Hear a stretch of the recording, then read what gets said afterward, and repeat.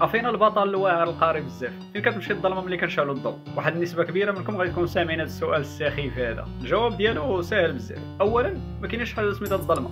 الظلمه ماشي شي حاجه ملموسه اللي غادي تشوفها انها كتمشي لشي بلاصه ملي كتشعل الضوء بحال شي فار ولا شي طوبه. نقدروا نشبهوا الظلمه بالسعاده. نقدر نسولك مثلا فين كتمشي السعاده ملي كتسمع شي واحد في الاقرباء ديالك مات ولا مرض ولا ملي كتخسر بزاف ديال الفلوس. الظلمه هي فقط واحد الحاله ديال عدم القدره على الرؤيه وتقدر تختلف من كائن لكائن اخر. مثلا انت والمش ديالك مريحين في واحد البيت اللي طافين فيه الضوء، تقدر انت ما كتشوفش ولكن هو كيشوف. وهذا الشيء هذا لان المومو ديال العين كيختلف منك انت للمش. انت المومو ديال العين ديالك تقريبا ثابت ما كيختلفش الحجم ديالو بزاف، ولكن المش المومو ديالو كيقدر يتسع وكيقدر يضيق على حسب شحال كاين ديال الضوء في البلاصه فين هو مريح. في النهار ملي كيكون بزاف ديال الضوء فكيصغر ليه المومو ديال العين باش انه يقدر يدخل غير واحد شويه ديال الضوء ما يتعماش ويشوف داكشي اللي حداه.